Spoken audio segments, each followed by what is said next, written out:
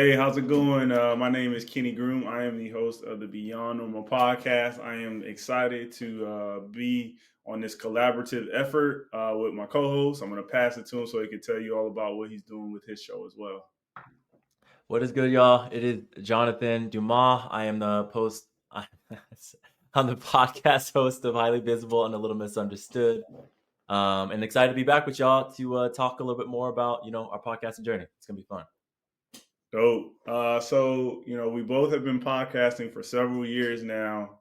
We both are enjoying the space. We see lots of opportunity, and there's some hot topics, some topics as we were brainstorming, as we were having our own conversations off mic. We said, there's a couple things that we need to bring, to the forefront so folks know that, all the effort, all the blood, sweat, and tears, right, that goes into podcasting. There's a lot that goes into it. The space is almost like the Wild Wild West. And so, but again, there's some topics that we're going to get to. I'll let Jonathan let you all know what today's topic is.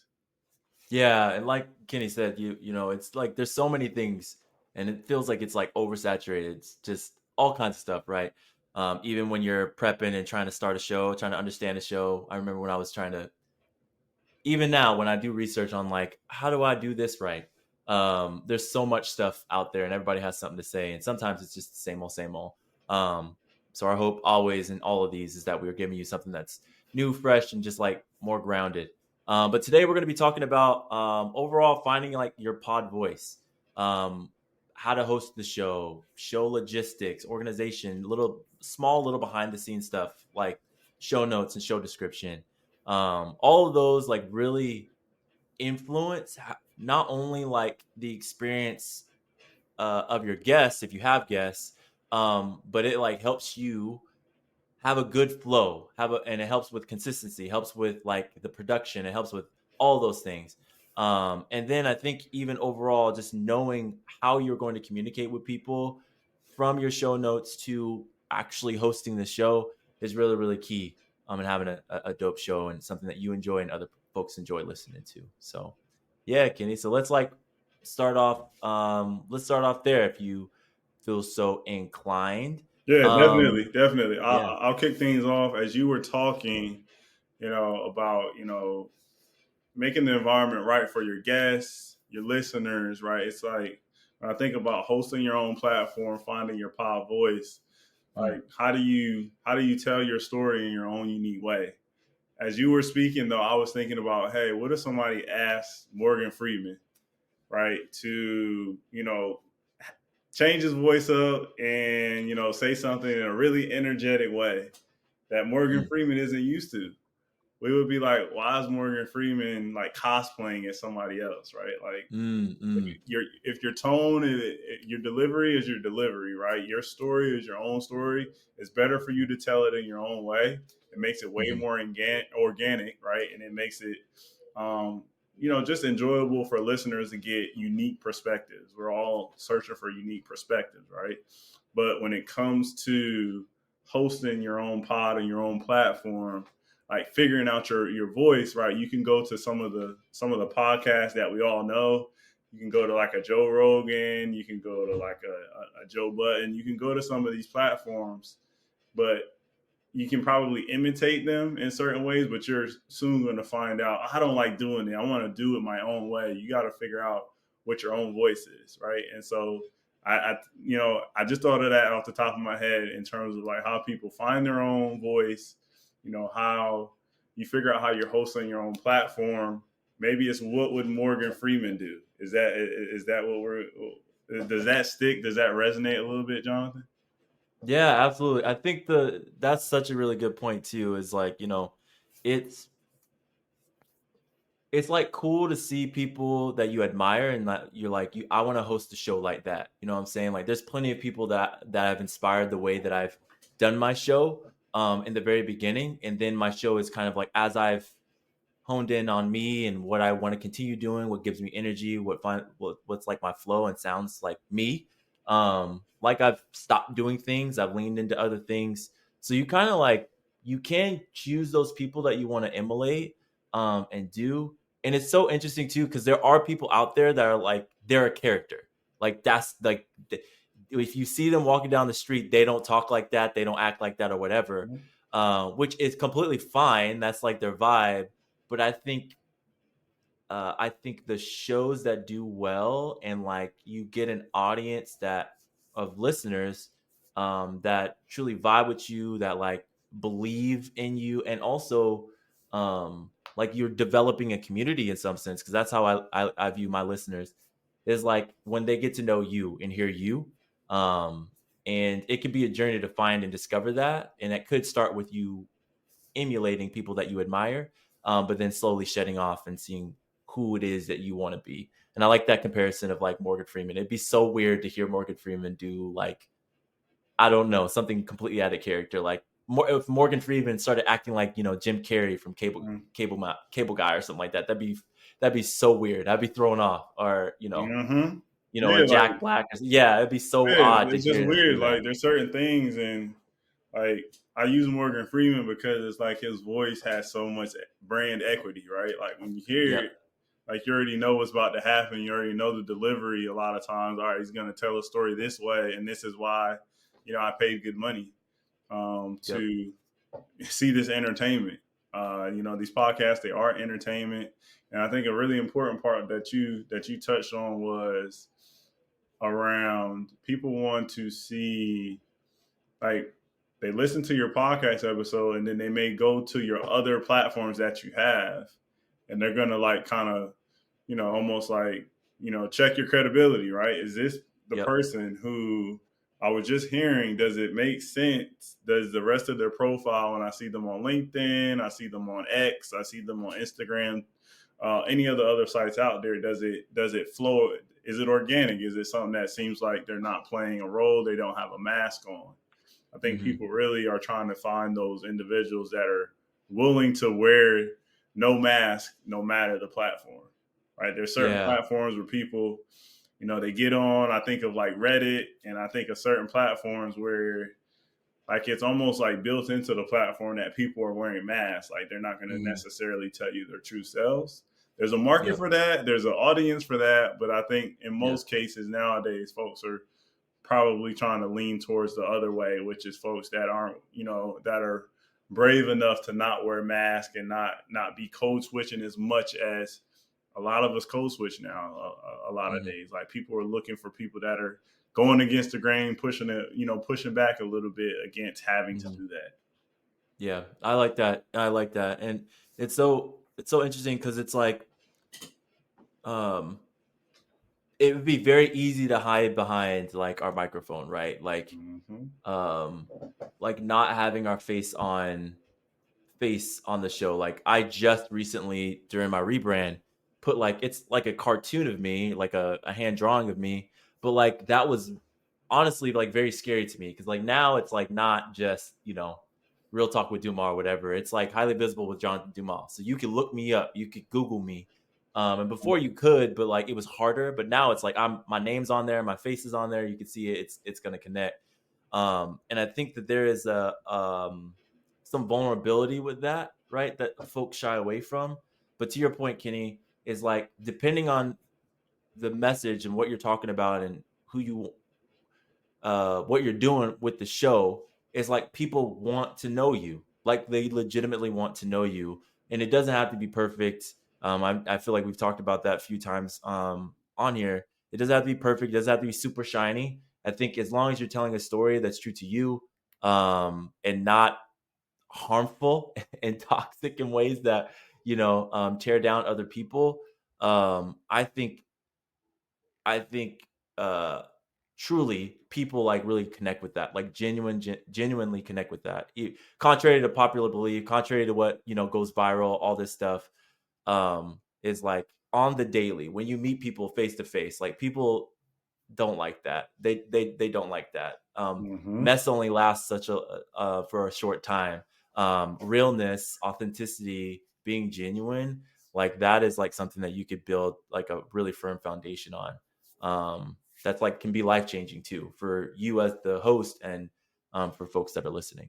Yeah, I like the life changing part. Like I think of, me starting out my podcast at the beginning.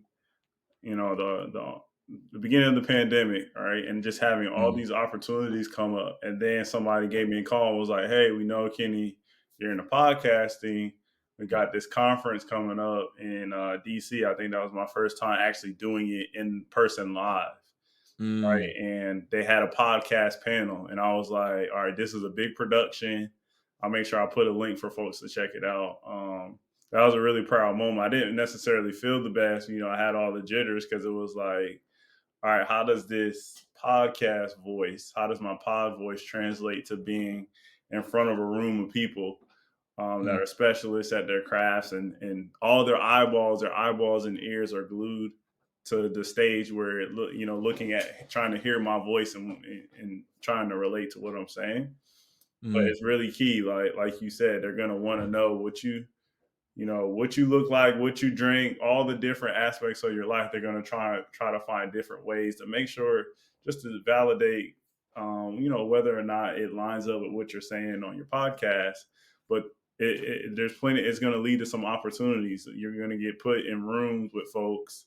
Audio, podcast being an audio first platform, right? You're going to get mm, put in rooms with folks where your voice may precede your actual physical being and what you look like, or vice versa, right? They may lift yep, you up in different ways. And so that opportunity piece is key. I've seen it. I'm a product of it myself, having these mm, types of conversations with folks and you know um being as organic, right, as I possibly can. I really have truly myself seen the fruit, the fruits of that labor, me putting the time in, and knowing that I'm going to go into situations and be a little uncomfortable. But, mm. I think people appreciate me, bearing my honest self on my platform, or just, in general on any stage across the world.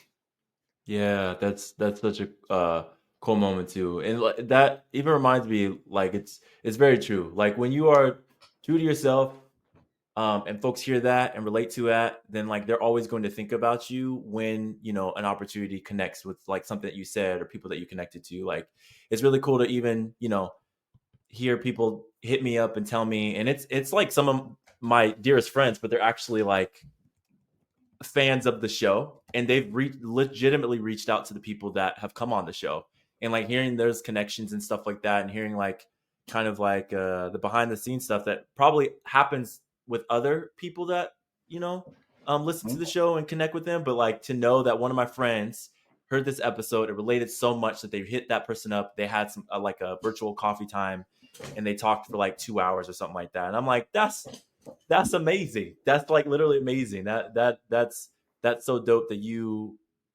that like one, you reach out to this person, but two is like you like had a cool connection with them, and were able to relate with them and talk about your stories and everything like that. And that's really really dope. You just legitimately just don't don't know of like the opportunities that you yourself are going to get, but the opportunities that you're creating for your audience too. So and listeners too. So it's really really really cool. Yeah, that's dope. Um, Like you yeah. touched on community, right? So Mm, yeah, that's the perfect example of people having conversations that spur. It's all spurred from some dialogue that they heard of yours. They see who else is on, checking out your platform, and then there's this really cool growth, and you're being organic. So then that gives people they can take a deep breath and say, all right, let me be organic on Jonathan's. Like, let me mm, make sure, I come to the table correctly and engage with the others in Jonathan's audience, because now we have something in common, right? It can start out as yep. your friends, and then it just grows from there. You'll have supporters in places, like you said, that you never knew that you had folks listening and just checking out your content. Yep. Yep. Exactly. It's just always I love that part. But we've been talking a while about like finding our voice, and I love this kind of like flow of like how we got there, and navigated that and what that's led us to. It's like being authentic, being ourselves. Um I would love to like talk a little bit about too about how you know we found our voice, but like how does that like mesh up with or align with like hosting the show, or hosting your show? Because I know for me, you know, hosting a show and having a conversation are two different they're not the same thing. And if you do, the people that do it incredibly well, like host the show incredibly well, they make it feels seamless. But it a lot of what they're doing is like really purposeful and intentional. And I know for me, when I'm really in my bag, like it's really really easy. But there have been plenty of times, so many times that I've had to pay attention, and like, oh no, I have to be a host right now. Like I can't get too Mhm. lost and caught up in the sauce. So for you, how have you like found alignment with you learning your pod voice, stepping into your pod voice, but also stepping into being a host of a show? That's a great question. I think for me, it I had to learn specifically like my platform is like a stage for my guests. That's how I look at it. Mm. And so Hmm. it isn't necessarily about me talking majority of the time. I come from a sales background, and so of course it's easy for me to just sit here and have conversations with people. That's something Mm. I enjoy. I get a lot of energy from. But then there's a moment where even in the selling process, where you got to take a step back and you got to let other people have the stage.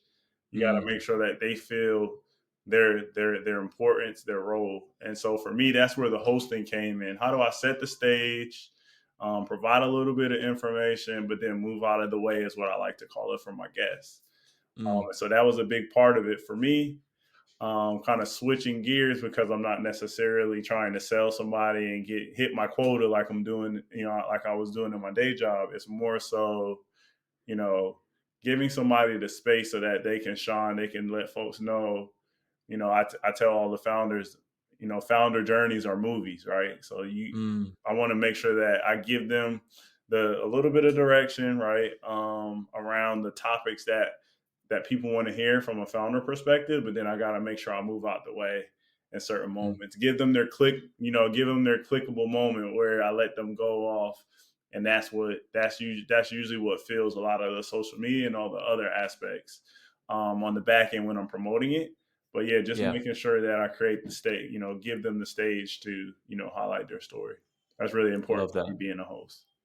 I love that. I love that. And I think one of the things that you highlighted in there too is like you know what kind of show you're doing. What kind of like conversation that you're going to have or interview that you're going to have. And I think that that's a really important key too of like in both finding your voice and hosting the show. Um, for me, mine's a little bit more. It's a mesh between interview and conversation style, and so I have to be really in tune and like understand like and pay attention to what my guest is saying, but also I have to like input my find a way to insert myself in there too. And so it's not about like necessarily being rude, but also like really Mm, connect with what they're saying, but like mm. be give the space, but also like, know when to like cut in, interject. Like you're Yeah, literally having a conversation. You know what I'm saying? yeah, that's And I know tough. That's a tough yeah, I skill. know. Yeah, I know. Because I'm Tough. thinking about myself. I'm like, I could be long winded sometimes, or I'll get on a soapbox or something like that.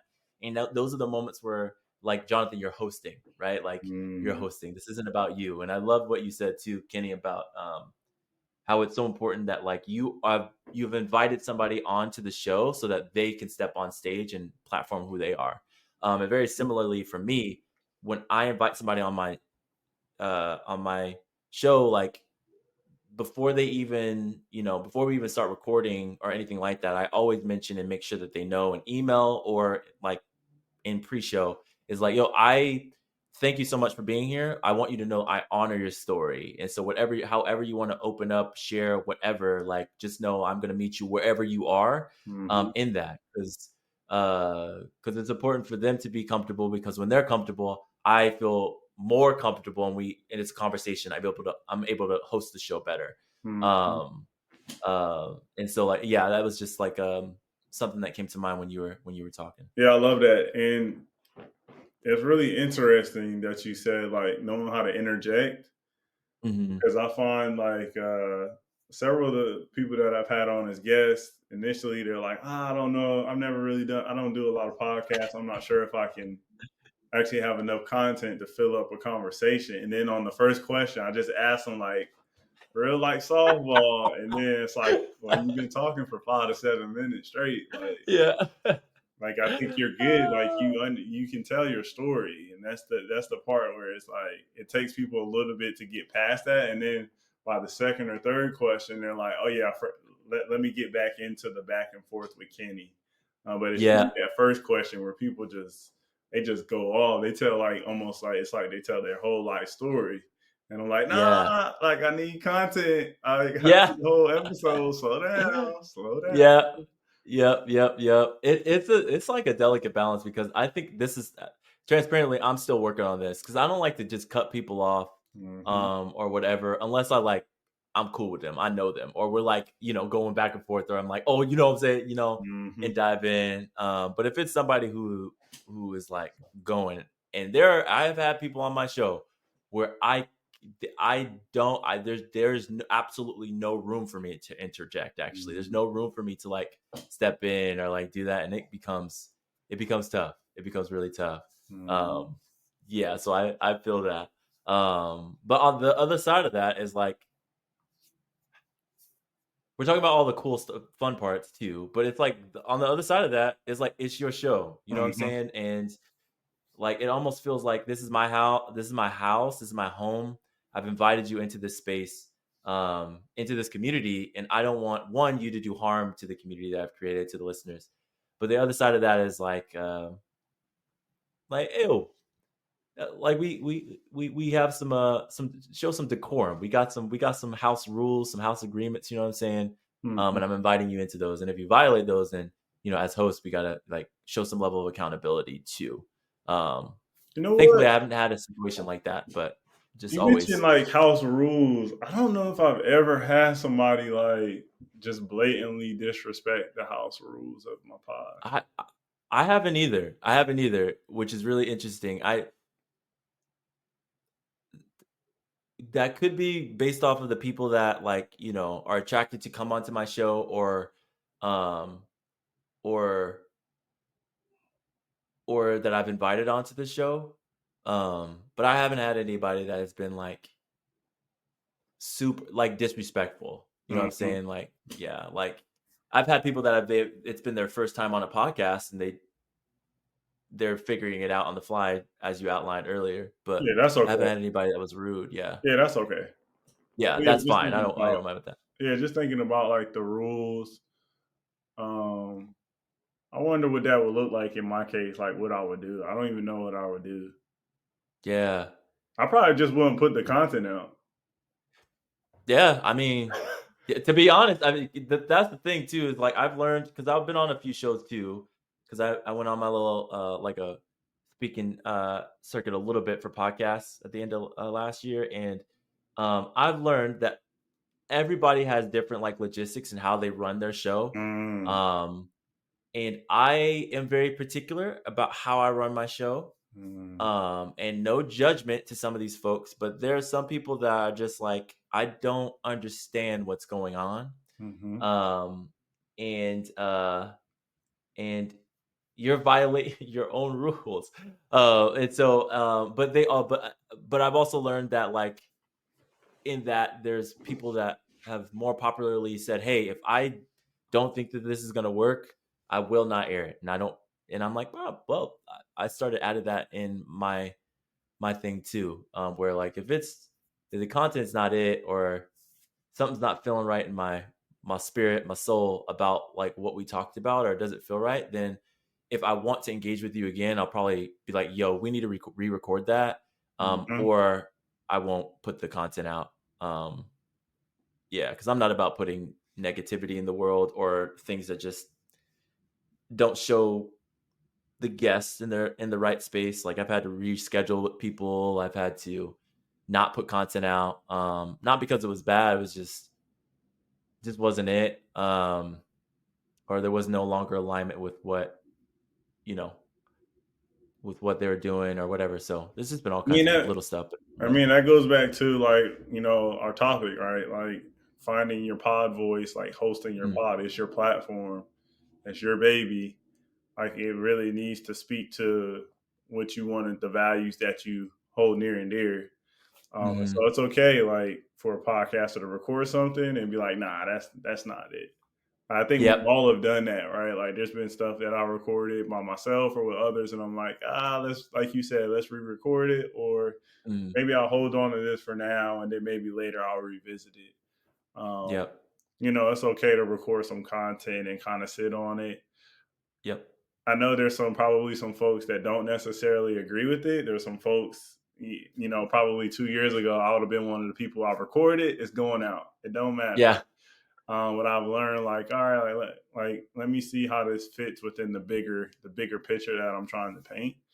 And so Mm. I like that for you to say that, hey, there's been some content you re-recorded, or you just like, nah, I'm going to sit this to the side.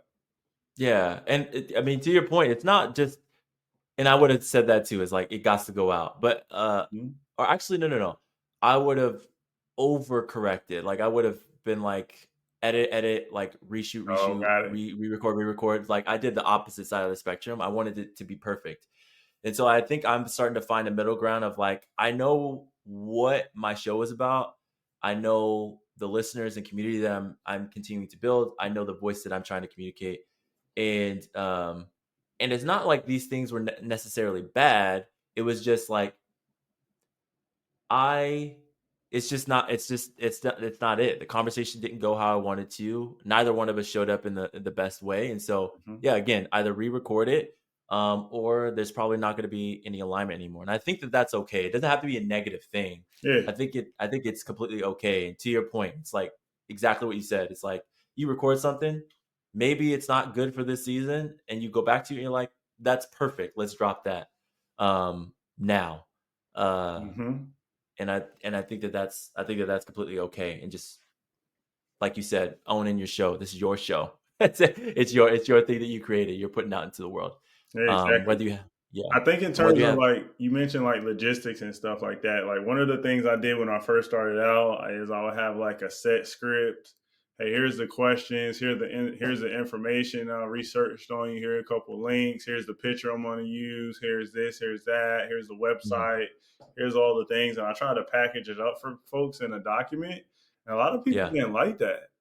I was mm, surprised. Like, yeah, probably after like the first few episodes, folks was like, "Man, like, we're just gonna have a conversation. Like, this stuff, I appreciate you sending it to me, but I'm not really gonna use it.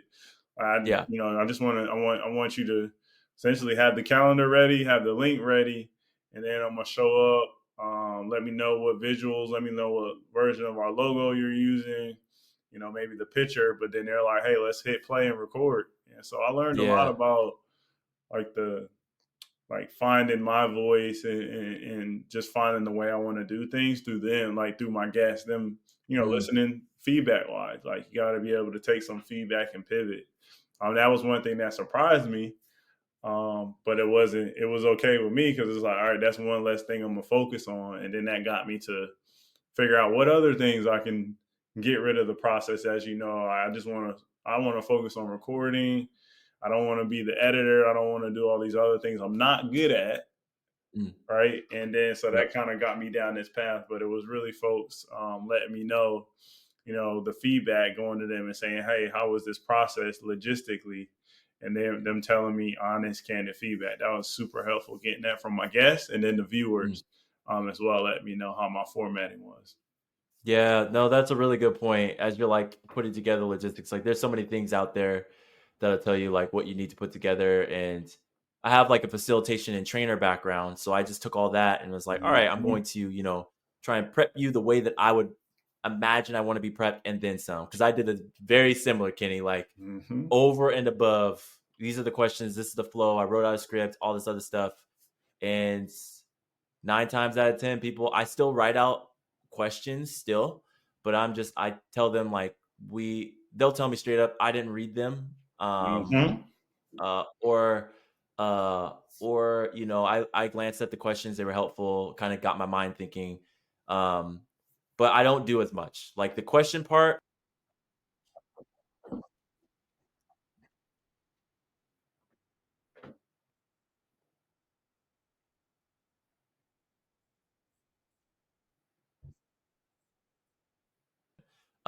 So Um, so I still do that, but like logistically wise, hmm, I how does my show logistics go now? Like, I got a lot of like back end stuff that my friend helped me out with. Like, I got this program called Smart Suite to like send out emails. But logistically, my biggest thing is like as long as I ensure that the guest has the link, I send out a confirmation email that like I'll prep and pre-send, make sure that they have the show FAQs and stuff like that. Um, that I've already pre-made. Everybody gets the Mm-hmm. same thing, and then I develop like 5 or 6 questions um, that I'll ask everybody in that series because I do like a thematic or a series. Everybody gets the same questions, and Mm-hmm. um, I do an intro episode, and then I'll do a closing portion of the last episode of that theme. I don't do any more stuff. I don't do as much scripted stuff. It's just it really is too much Yeah. work, and it's not necessarily like necessary. Again, going back to the pod voice, you don't need to have everything super Mhm. scripted. Yeah, I completely agree. Like you mentioned, the count, Mm, like the links and stuff. I use Calendly, yeah, black owned company, right? I love Calendly in terms of like when I'm recording the episodes. I'm like, hey, I got a month and a yep, half to record 10 episodes. Here's the slots. I send it out to them.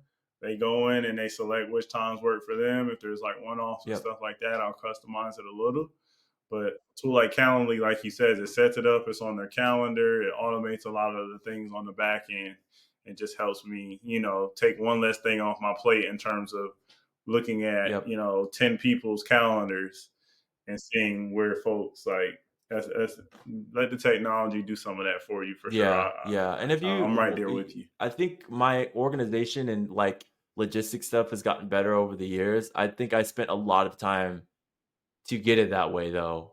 Where folks like guests that Mm-hmm. come on my show, they're like, "This was a great experience," right? Because imagine you going on a show. It's like you're just imagine you going over to going to a party.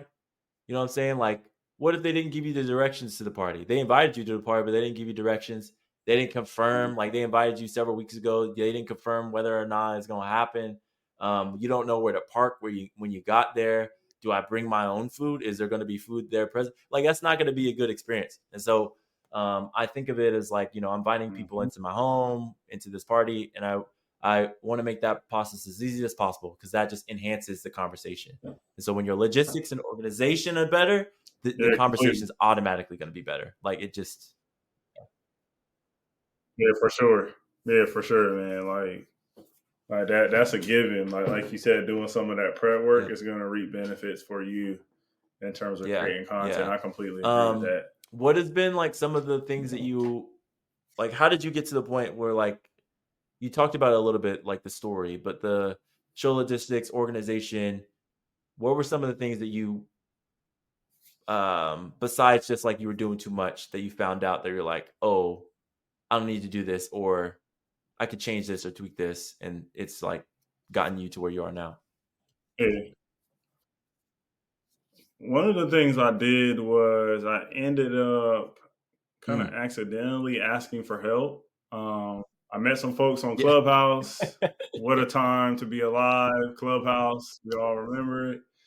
And they were like, their background was in media. Their background was in like being production, being producers behind the scenes. And so I was like, hey, I got my show I'm working on. Could I get your feedback? And they were like, oh yeah, like you can get my feedback, and oh by the way, like I'll help you out on a couple episodes. I'll like be like the producer, executive producer behind the Mm. scenes. So then I got a tool like StreamYard, right? Where at first I was just doing everything through Zoom and downloading it and doing all this stuff manually. I got a tool like StreamYard, and then I got somebody again, some folks that were helping me with producing it, and they were like, "Hey, Kenny, like, in the private chat that we have here, right? They were like, Mm. say stuff like, "Hey, Kenny, ask him about this." Like, kind of, and that kind of trained me in certain ways. Like, Kenny, you're saying, you're relying on Mm, your crutch words, your likes, and your ums and stuff like that. And so that made me a little bit more mindful, being around people who had been doing it and been in media for a while, and I can kind of cherry mm, pick certain tips and tricks from them, and then that really helped me get to the point where I was comfortable enough in terms of running my show mostly by myself, having some folks that help me on the front end or on the back end when it comes to managing social media and stuff like that. And then I can focus on the part that I think I'm mm, best at, which is having the conversations. But it was just really asking for help, getting feedback. Feedback was big from a lot of folks who were, they may have been in radio, they may have been on mm. TV doing different spots and things like that. All that stuff translates Yeah. well into the podcast space. And so they were able to give me really candid feedback that I was able to Yeah, use and that's a apply really good right then point. and there. It's been sometimes I forget because my partner, my wife, she it's so funny. I used to say this in the show, and I gave her, product uh production credit or producer credit because like she's literally I'm editing a show out Mhm. loud and she's like listening to it from our bedroom. And she's like, nope, re-record that. That ain't gonna work. Or Mm. something like that. It's just like little things like that that were just like huge. And I sometimes I forget about like that support that I was getting. Mhm. Thankfully I have an intern now that like, will be on some of the recordings and like will capture some moments or whatever. Um, and just having like that gut check and feedback of like, how did that sound? How was that? What was the flow of that? Anything like that is like, it is a game Mhm. changer. Cause you could, going back to your point about past guests, is like, you could think that you're providing everything that's going to help them and prep them, but they're, similar to what I experienced. Like folks were getting overwhelmed; they didn't even look at it, and so you're using all your energy and time on the wrong thing. So maybe so even Mhm. asking your guests, being upfront and just being like, "Yo, what would help you understand, or what would help you have the best conversation of your life? Like what would help? What would help you do that? Is it questions or whatever? And ask a few of your guests and see what that would be like, because both me and Kenny did it the long way, and so you could just ask the people that you're going to have, like, what would help you have the Yep. best conversation of your life, Mhm. and you might set yourself up for how that's going Mhm. to be moving forward. That's perfect, man. Like, yeah, that feedback is just, it really is crucial. Like you said, getting feedback from folks or being open and, being open to that said feedback, talking to other Yep. podcasters. We mentioned that previously, but just talking to other podcasters, they're going to learn a lot. Everybody's process is like peculiar and like, there's small tweaks Hmm. here and there that folks are doing that you can just end up trying. Like you may tell me something, I may try it, right? I may send you a post or something about an idea and we can incorporate that. And so that collaboration just makes it that much more efficient. And then I know we're not going to get to it on this Yeah. episode, but the robots are coming. The tools like ChatGPT and all that stuff out there, like that stuff really can be a way to spur creativity Yeah. for podcasters in particular. So you're not doing a lot of the heavy lifting outside of focusing Hmm. where your strengths are. It just so happens I feel like the area that I enjoy the most is having the conversations like me and Jonathan are right now. But the Yep. tools are the robots are coming. The tools are Mhm. going to make us that much more efficient, and we can Yeah, really build some absolutely. really And cool I mean, platforms yeah, from you're it. you're so right. We're going to talk about it, but I would say that there's like a level of creativity that we as humans have that just like AI can't. And so to Kenny, to your point, it's like it can help spur that Mhm. on, but don't like absolutely rely on it, right? Now there is some tools out there that are just unbelievably like helpful, and it's just wild how innovative and better they are at finding some of the things. But there's just some things that you just, I would invite y'all to try on your own first before relying too heavily on like the AI stuff, because it really all that extra stuff, right? Logistical things, um, writing out, a little bit of a script if you need that or something like that. It's like super helpful. And then you could work and use AI in tandem with that Mhm. to help movement too. Yeah. Yeah, for sure.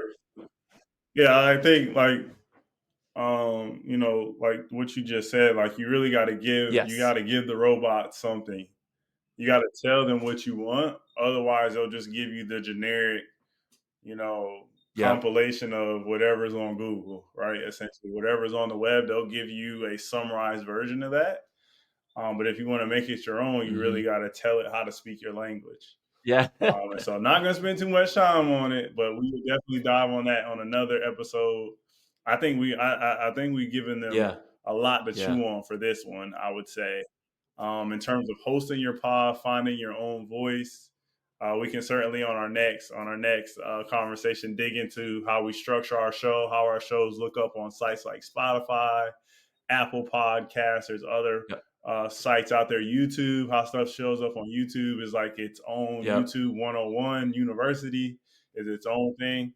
But this is just like a glimpse into how me and Jonathan both are tackling hosting and building out our own Mm. platforms. I appreciate you all joining us. I'll give it to Yeah. Jonathan Thank so y'all he so can much. close us out. Yeah, we just, again, to Kenny's point, just want to give something for y'all to chew on, something for y'all to like set yourselves up well as you start your podcasting journey or continue your podcasting journey. So we're gonna keep dropping these and sharing some of our experiences and knowledge, and yeah, ask all the questions, hit us up. We'd love to help you and support how we can. But till next time, y'all. Peace. Peace.